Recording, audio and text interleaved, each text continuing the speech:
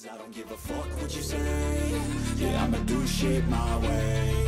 So you can go kick rocks, I'ma stack bricks up, build what I want to make.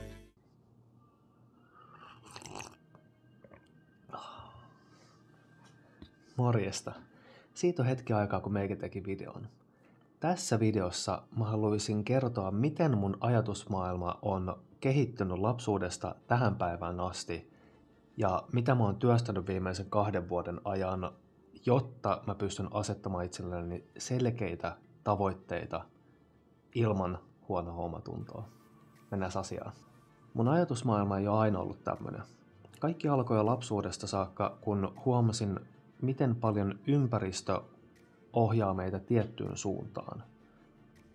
Ja lapsesta saakka mä oon kyseenalaistunut yhteiskuntaa ja mihin suuntaan maailma on menossa.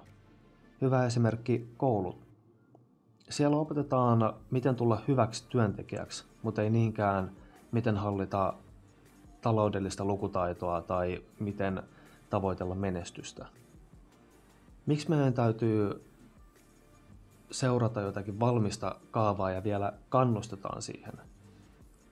Opiskele, hanki ammatti, mene töihin, josta et pidä, juhlit työuraas 50 vuoden päästä jollakin sähköpostilla.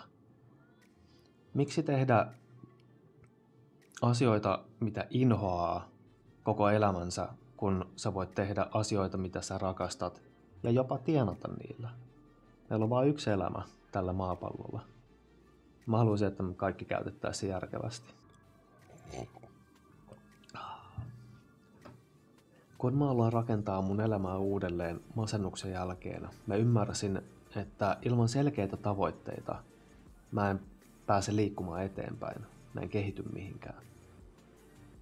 Tässä kohtaa mä kysyn itseltäni 3 tärkeää kysymystä. Miksi, miten ja milloin? Näillä kysymyksillä mä rakensin itselleni perustan omalle vapaudelleni ja elämälle, mitä mä oikeasti haluan elää. Miksi haluan taloudellisen vapauden? Miten saavutan sen ja mitä työkaluja kautta taitoja mä tarvitsen? Milloin aloitan? Näihin 3 kysymykseen mä vastasin.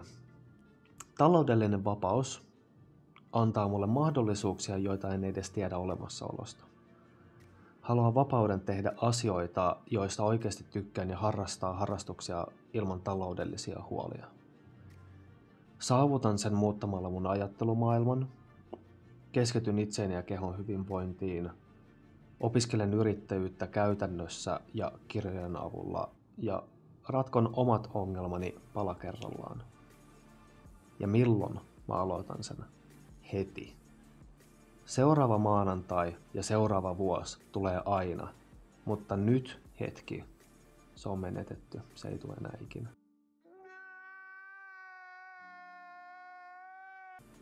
Kirjoitin ylös, mitä mä haluan tehdä, oppia ja muuttaa itsessäni ja asetin vuoden tavoitteeksi.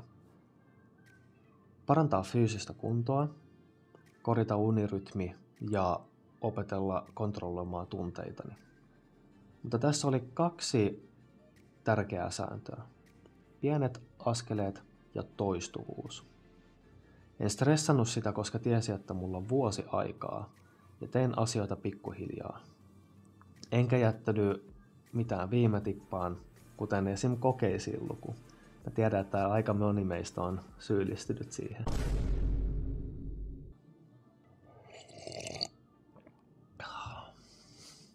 Miten mä sitten asetan ne tavoitteet?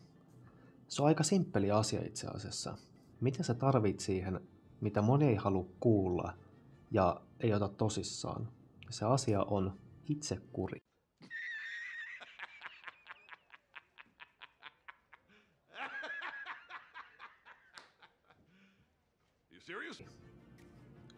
Itsekuri ei ole synnynnäinen taito, vaan se on opeteltavissa oleva taito. Kun hallitset itsesi, opit myös hallitsemaan elämäsi tavoitteita.